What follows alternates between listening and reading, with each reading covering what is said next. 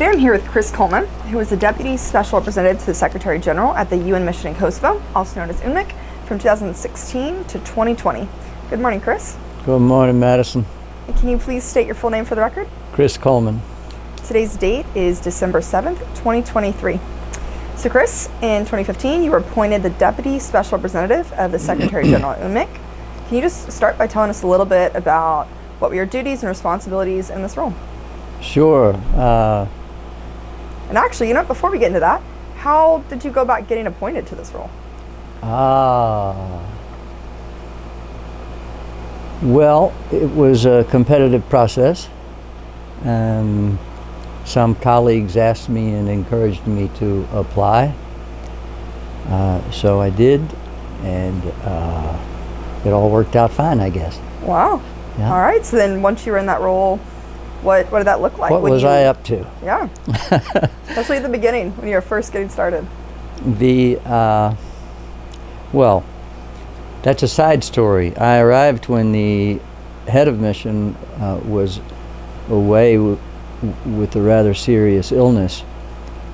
So I was running a mission that I had never been a part of, in a part of the world where I had never worked, with a group of people whom I had never met. Luckily, it was a very good group of people, so that worked out fine. But my role in the mission overall as deputy head, I was very fortunate. I had an SRSG, a special representative of the Secretary General, my boss, who wanted us to co-run the mission. No question about it, he was the boss, but he wanted me involved in all aspects of the work. To the extent possible, though we had very different backgrounds, to be interchangeable parts. So if he had to be away or I had to be away, it didn't matter. Things just moved along. So that's a great situation to be in. It's good to have a boss like that. On his behalf, I looked after what was the mission's main priority, and we'll come back to this a little later, which was trust building and reconciliation across the ethnic divide in Kosovo.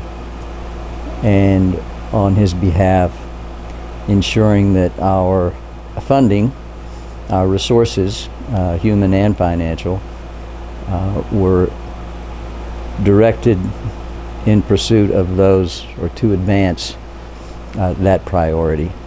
So that kept me off the streets most nights. And did you, from the start of your position, see much overlap from a lot of your previous career in Africa? Or did it feel very different even after you kind of hit the ground? No, it didn't feel very different. Every mission is different. In that sense, yes. But Africa itself is a big and diverse place. The conflict and post-conflict situations there are each one its own thing.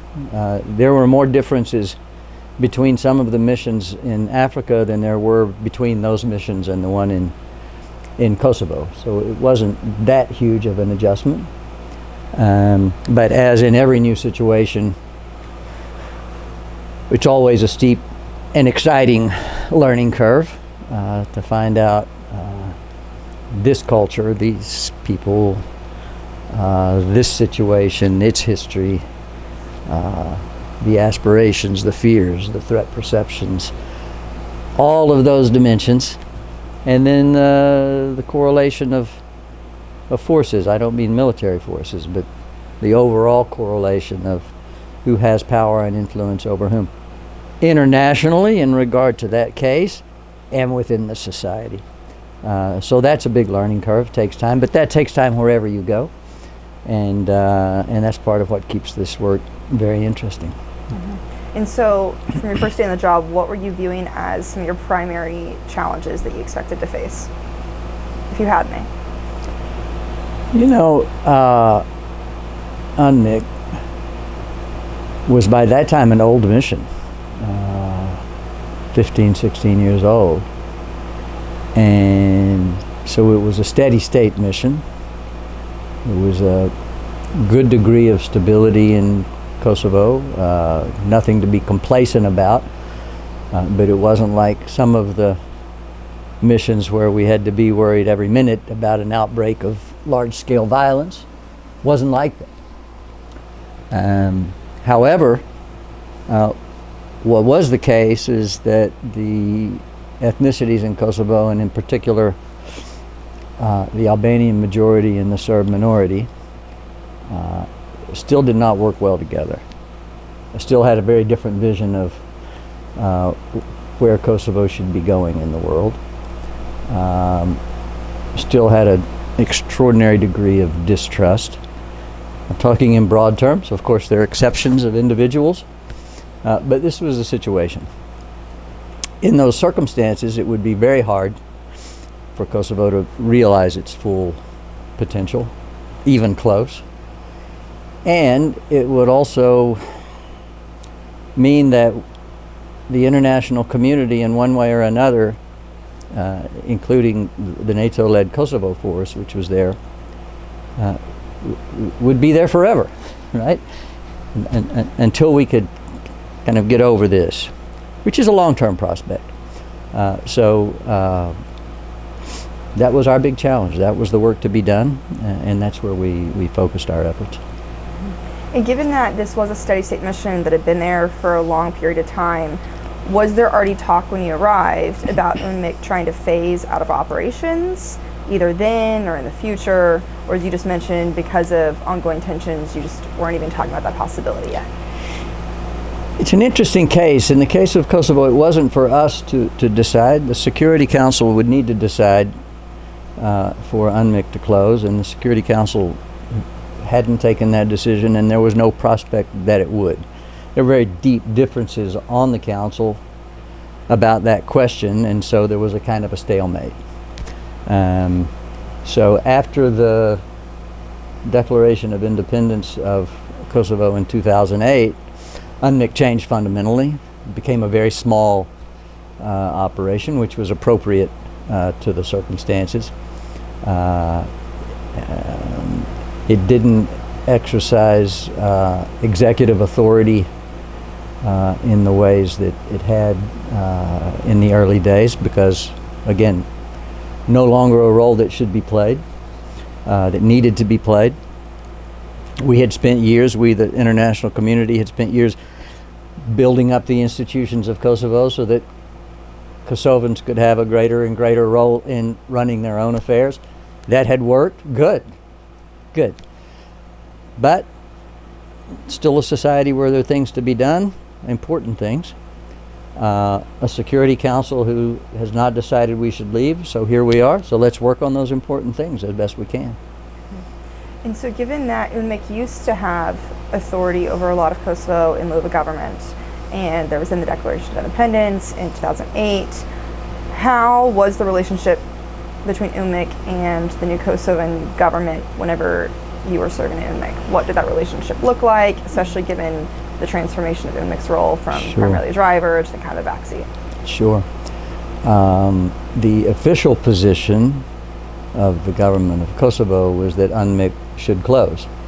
In their view, we're an independent country. We don't need a UN operation looking over our shoulder. That was kind of the...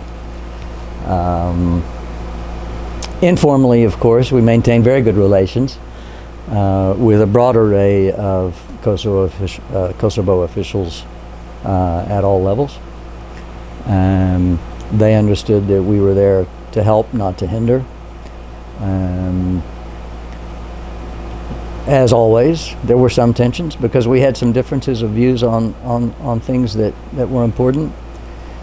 Some officials, by no means all, would conveniently, when under political pressure and needing to shore up the base, come out with some public lambasting of UNMIK and the UN, but that was rhetoric and things that we didn't worry very much about. We could work around those things. We didn't like it, but part of politics. So that would happen. But we provided all kinds of support in a range of areas, which they appreciated. And we worked a lot at the societal level. We'll come back to that. to help improve the ability of Kosovans, north, south, east, and west, to work well together in advance of their interests. If you could you maybe just try to project what you would assume the main differences between your role as the Deputy Special Representative in this later time period were compared to, say, what they would have been for Jock Covey, who was the Deputy Special Representative whenever UNMIK was initially stood up? Fundamentally different. Jock had a much harder job than I did in Kosovo. He was there soon after the conflict had ended. There was still violence and the threat of great violence in Kosovo at any moment. And UNMIK, by mandate of the Security Council, had the authority to run Kosovo. And I like his description of that. That's that legal authority is kind of like driving a really fast sports car on ice. You got a lot of power, kind of, but you have to use it very carefully. And he was a master at that. He and the leadership of UNMIK at the time, but Jock deserves an outsized role, outsized credit, because he played an outsized role in making that work very well. When I was there, none of that was the case. We weren't running the place. The Kosovans were. We had very little executive authority, with one exception. The membership of Interpol did not agree to accept Kosovo as a member. This is part of the continuing division internationally on whether or not Kosovo is indeed an independent country. And the world needed, and Kosovo needed to be part of Interpol to fight transnational organized crime. So the compromise solution was that the institutions of Kosovo, its police, its court system, its judicial system, would do their work, and they would designate someone to be on the international wanted list, so that could be entered into the Interpol database, so that internationally wanted criminals could be picked up whenever they had to show their passport anywhere that would come up. UNMIK would take the work done by the Kosovo judicial system, and we would transmit that to Interpol. We had some responsibility in working with the Kosovan authorities to make sure that what they submitted wouldn't be sent back. We worked together on those things. It was a kind of a mentoring role there, but they were very good in very little time. So it wasn't a difficult role, but it was just a reminder that the world was still divided about this question.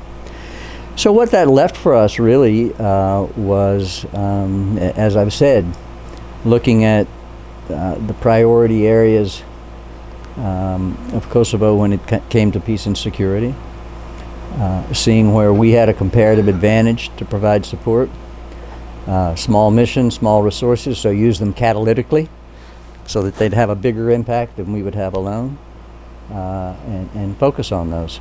It was more of a chess match than an adrenaline rush, I would say, as opposed to some other places I worked where it was very much an adrenaline rush and sometimes a chess match. Mm-hmm. And so when you say that you were focusing a lot on peace and security or trust building and reconciliation, what were the practical actions that UNMIK was taking in these areas? So we early on established in our own minds, after consulting with the other international organizations, with a lot of people in Kosovo, official and not official, that trust building and reconciliation really needed to be our priority as a mission. fine as far as it goes. How do you go about that? Let's get to practical steps. If that was our main program, we focused on 4 processes. The first was identifying, overall, as part of this program, it was identifying groups of Kosovo Albanians who had a specific interest and a group of Kosovo Serbs who had the same interest, and helping them to see that if they worked together, they had a much better chance of advancing that interest or achieving it. So this was all about interest-based cooperation. It was not a kumbaya moment. Right? And we had 4 processes that we focused mainly on. The first was families from both communities and other communities as well, Roma and others, but I'm focusing on these 2. Associations of families of missing persons. We can come back to that in some detail, but getting them to work together.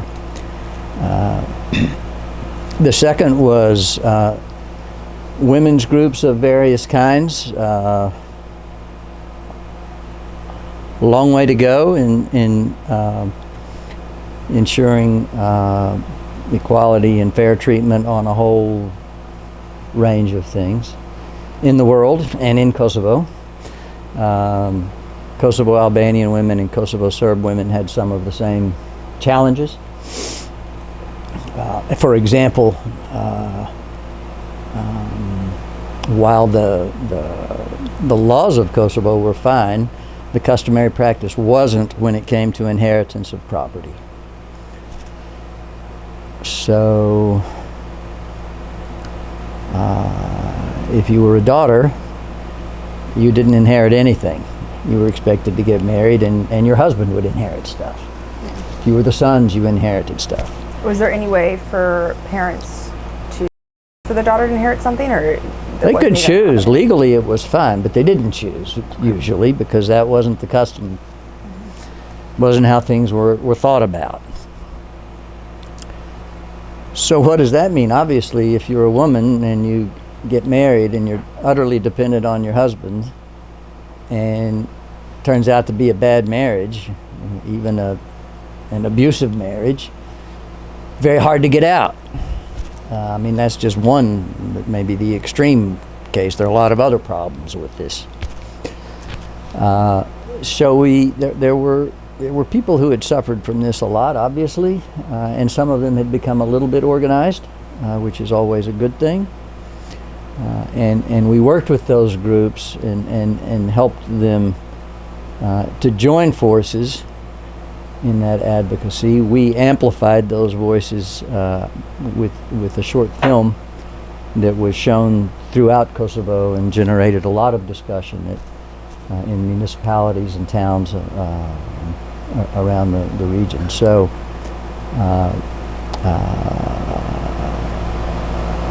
people got in the habit of working with the other.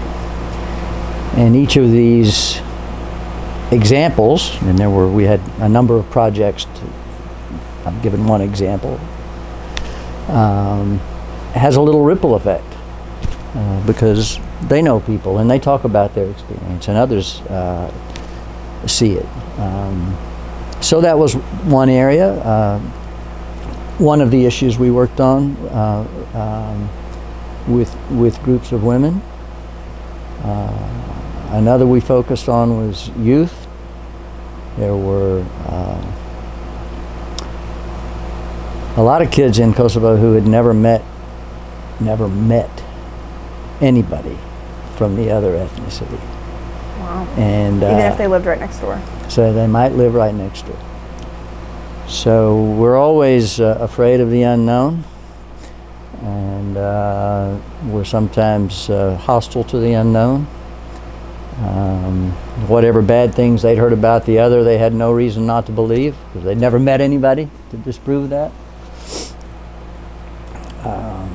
We started the first Kosovo-wide Youth Assembly, which was an annual event which brought together hundreds of young people, and it was was an interesting process because the assembly was an event, but it was deliberately on our part of a process, because you don't solve anything with an event, right?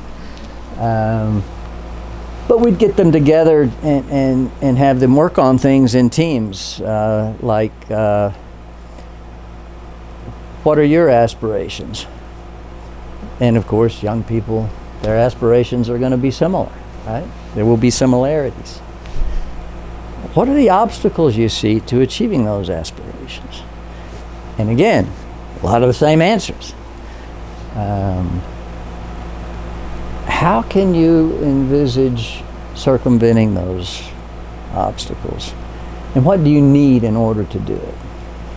Interesting, thought-provoking set. So you get them working together on common problems.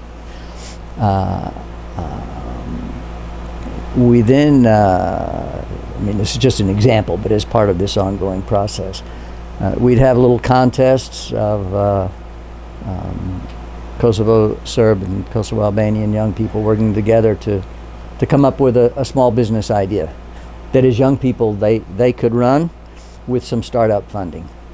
And we'd pick 3-4 winners, and we'd provide that startup funding, and then they'd have a chance to work on this together. That's just one example. So there were many such activities, and again, these little things have ripple effects. And the fourth area is a little bit different, but also very important, was the integration of the judiciary. When I arrived in Kosovo, there were still two parallel judicial systems. There was the one under the Kosovo structure, and there was the one under the Serbian. And that's in 2016? Structure. That was in 2016. That was still the case then. Very hard for a society to achieve its full potential when you have two different judicial systems in the same geographical area. And you can imagine if there was a legal dispute involving a Serb and an Albanian, the Serb would want to go to the Serbian system and the Albanian would want to go to the Albanian system. And if they would get away with it, they would without the other one, and then you get two different judgments. And so this was a big issue. We worked very much part of a group effort with the rest of the international community. But we had some comparative advantages in some areas that we brought to bear, which I can talk about, to overcome that problem.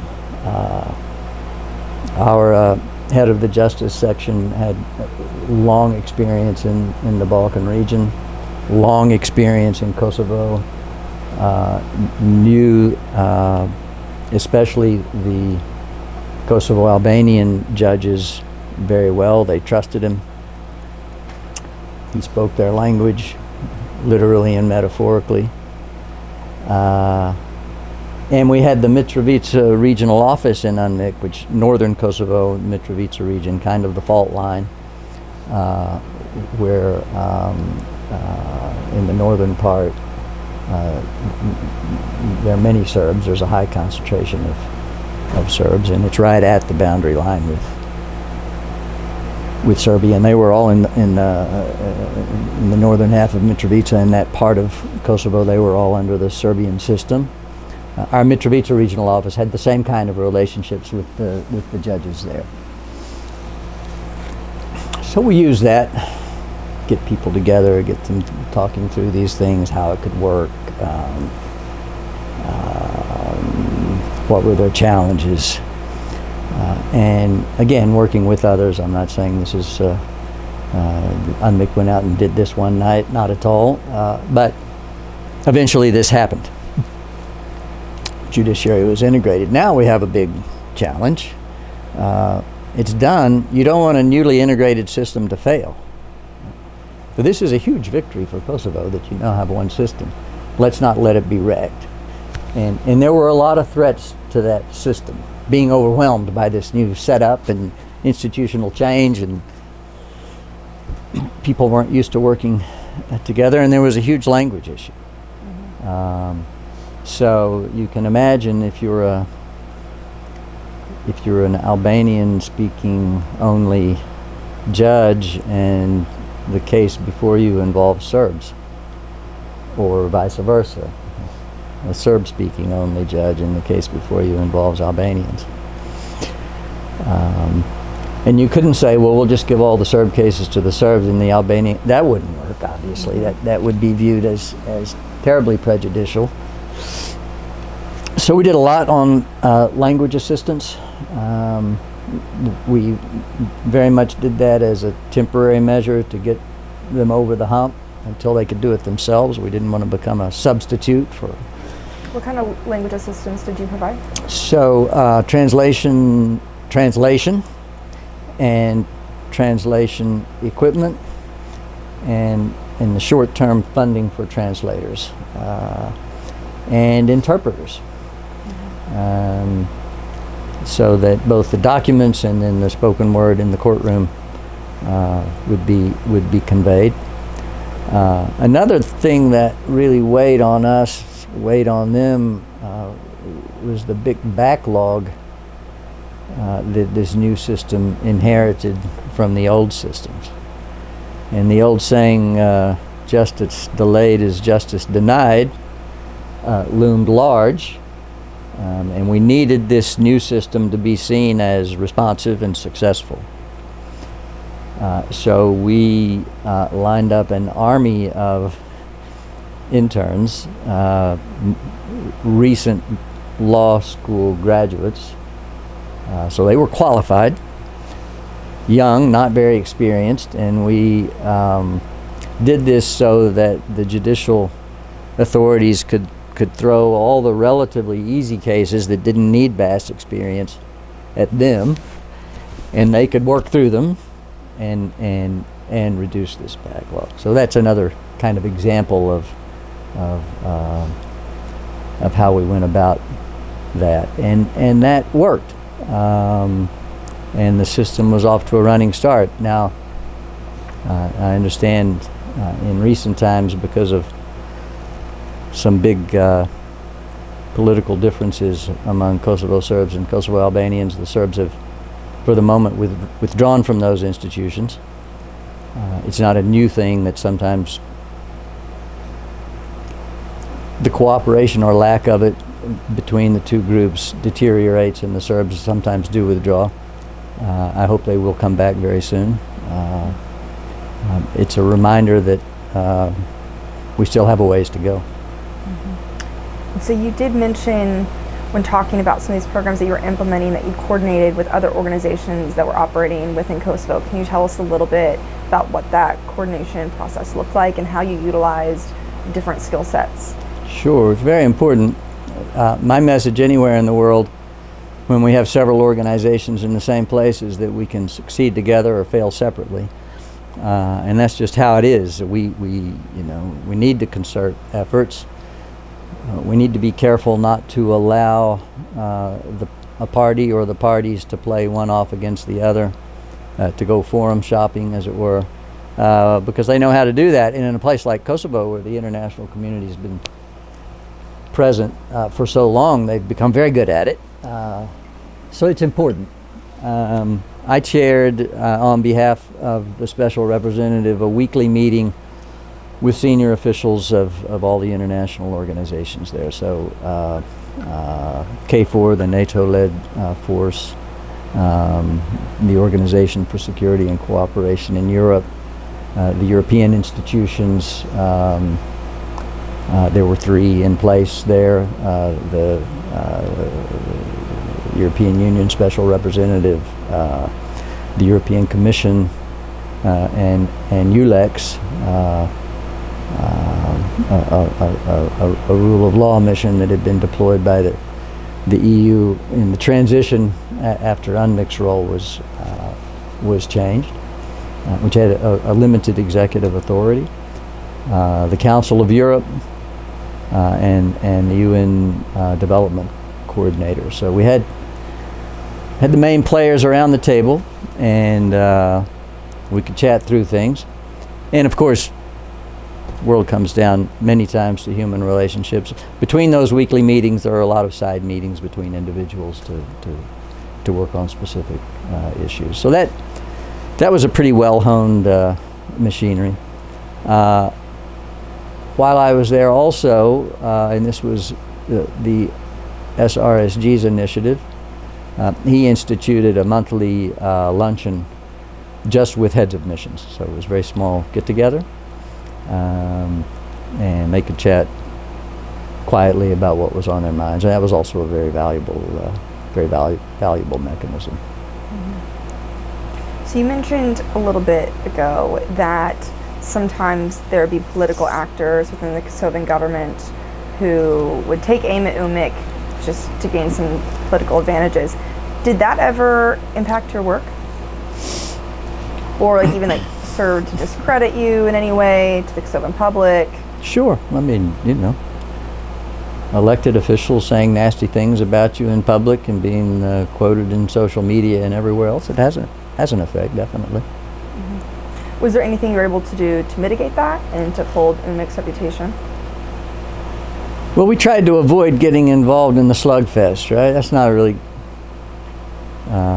promising avenue, and it's not appropriate, I think, for the UN entity in a little place, like, not being diminishing or pejorative, but a small place like Kosovo. So it was better just to do our work, to do it as best we could, and to get the messages out that were important to us. And they gained traction, those messages, without reference to whatever might have been said. People of Kosovo are also sophisticated people, and many of them also knew that politicians sometimes throw red meat to the base, and that's part of it. Some of them took those pronouncements very seriously, others I'm sure less seriously. Mm-hmm. It was also kind of laughable that we would be blamed for things when we were a very small mission without any authority to run the place, and with no presumption to run the place. But there it was. Mm-hmm. So are there any experiences from your time at UNMIK that stick out to you now? I'm saying. Are there any experiences from your time at UNMIK that stick out to you now? Any in particular? Well, I think the thing that I valued most being involved in, the thing that was most meaningful to me, and I did promise to come back to this in the whole program of trust building and reconciliation, was the work with the associations of missing persons. Two individuals stand out in my mind: Byram Cherkini, Kosovo Albanian, elder gentleman who lost his son in the conflict, and many years later still didn't know what had happened to him. And Milan Trifunovic, Kosovo Serb, elder gentleman who had lost his little brother, and similarly didn't know. Terrible situation, and these gentlemen were getting older, and they certainly faced the prospect that they would die without ever knowing. This is a microcosm of Kosovo.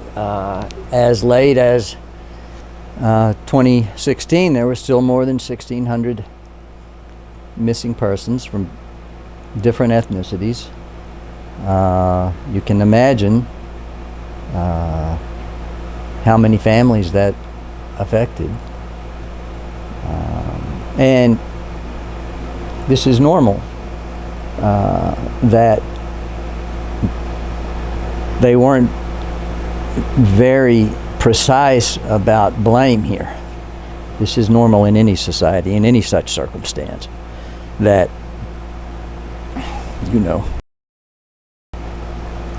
the Serbs killed my son or my brother or my wife. It's the Serbs. It's not a Serb. It was the Serbs. Or the Albanians killed my family member. Not an Albanian, the Albanians. So the associations of missing persons didn't have a great love for each other, to say the least. They kind of blamed each other for what had happened to them. And so there were two separate associations. There were several representing the different ethnicities, but I'm focused now on those two separate ones. So we worked hard with two respected gentlemen, both courageous men.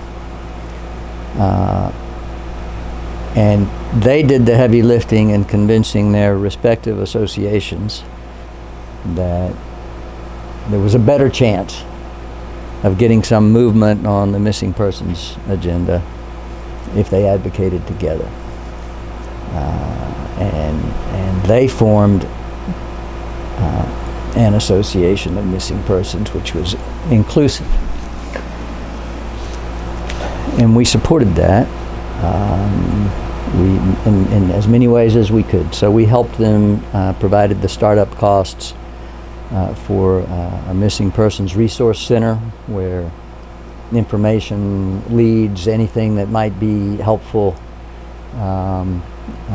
could be brought and shared, where communities could speak with each other about what they were enduring. We took representatives of this now shared community to Geneva to give them more public visibility with the international community and with the parts of the UN, of the United Nations, that could be helpful. That did two things. It helped them, with us facilitating, to get some more resources in, for example, ground penetrating radar, which some part of the UN somewhere had, and it could be brought there to help, so that you wouldn't have to, excavate a whole area in order to identify what a lead indicated might be a place where remains could be could be found. But it also gave them more visibility back in Kosovo, and more credibility when they appealed to their own authorities to devote more attention and more care to this issue. Both the Kosovo authorities and the authorities in Belgrade, in Serbia. There was a mixed commission from Belgrade and Pristina, which worked on this issue, and I think the feeling amongst the family members was that it needed to be energized, and this gave them a kind of a stronger advocacy voice. So this, for me, stands out as an experience, partly as an example of what a small mission can do. Again, more as a catalyst, but first and foremost as it stands out as the courage exemplified by people who've endured so much. And this wasn't an easy thing to reach out and not just cooperate yourself, but bring others into the process. And they did it. And it's still an inspiration to me. Did they face significant challenges? Yes, they did. Within their groups, they endured some quite direct criticism, definitely. And these things can become dangerous. I'm happy and relieved that I'm not aware of any physical violence. And I would have been aware with those two, at least, because I worked with them against them. I'm sure they both had threats. But more than that, I'm sure that they had to deal with a lot of anger amongst people who were close to them. And that's part of the process of building trust. You have to have inspirational people with courage to do this, to show that in the end it's a good thing. We need to do it. Yes, I know all the problems, but we need to do it.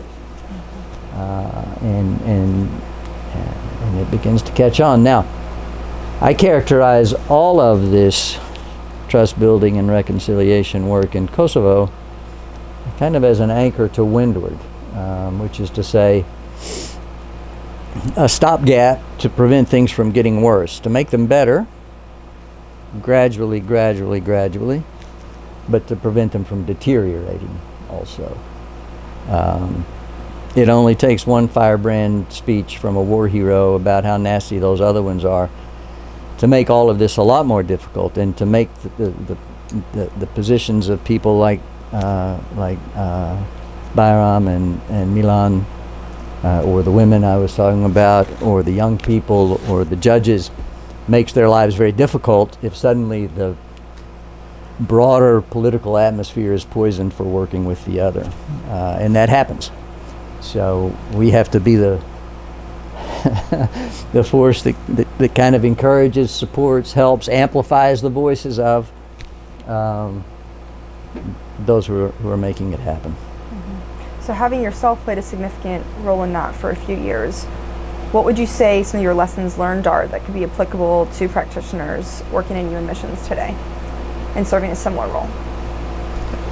Well, when it comes to trust building and reconciliation, I think the first point is empathy. In any society who's been through something like this, there's a lot of trauma. And pretty much everybody's suffered it to some degree, and some of them have suffered it to a tremendous degree. And it's important to acknowledge and start with that. You can't just jump over it.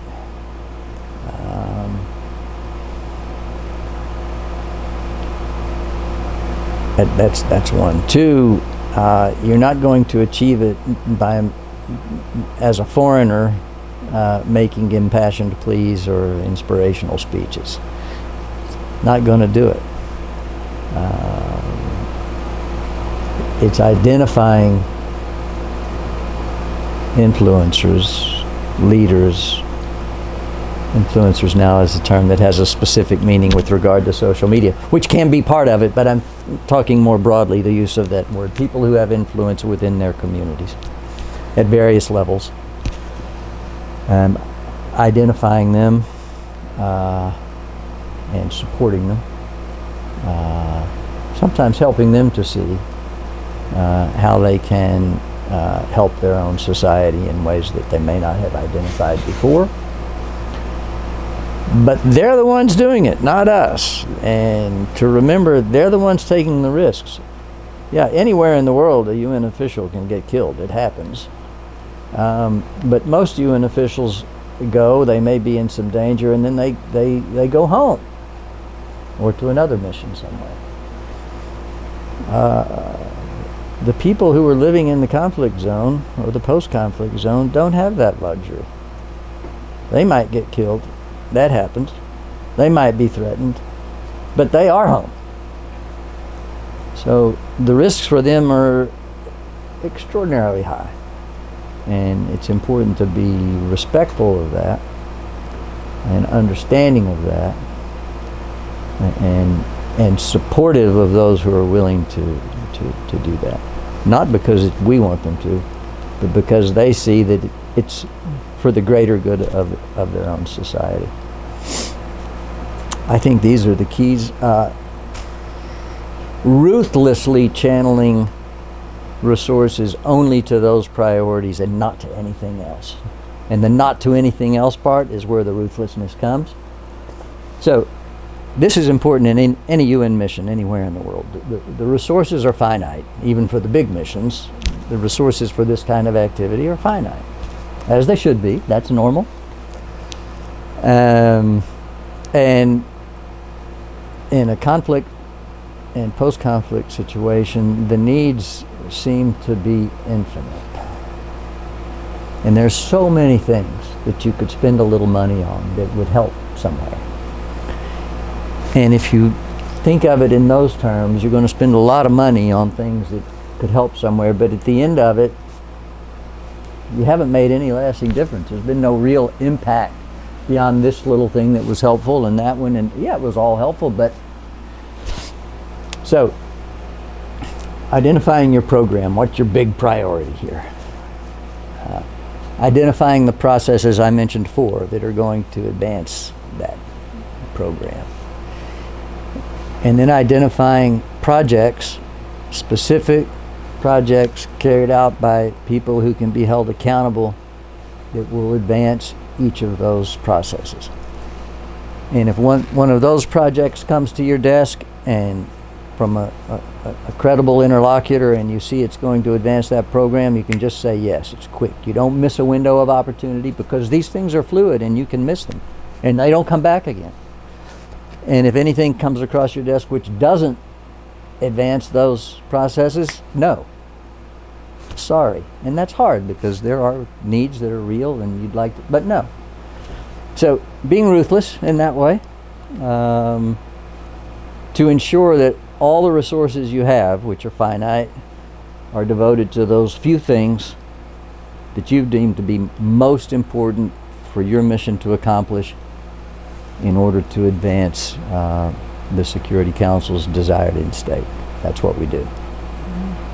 And so you left your role at UNMIK in 2020, but you're still involved in Kosovo today. Is that correct? I am indeed. I teach at the Rochester Institute of Technology, Kosovo, and I love it. It's a great role in the RITK summer program, and from time to time, small things. The UNMIK will ask me to do just because of my background in the trust building and reconciliation work, which also gives me a nice opportunity to continue some things that I find meaningful and that I enjoy doing. And what advice would you give to people who are also trying to get involved in trust building and reconciliation work but don't have the opportunity necessarily to work at UNMIK? In Kosovo or generally? In Kosovo, there are plenty of opportunities. There, I mean, and it's easy to do the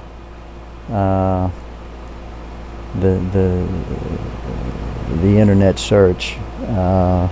There are plenty of non-governmental organizations who are part of this overall trust building effort and who do very meaningful work and which are open to Kosovo Albanians and Kosovo Serbs. I'm not going to name any names because there are many good ones and I don't want to give advertising for one at the cost of another, and Kosovo Roma and others. So there's interesting work to be done and it's easy enough to get involved, and I encourage that. That's the future of Kosovo. All right. Thank you for your time, Chris. I appreciate it. Thank you, Madison.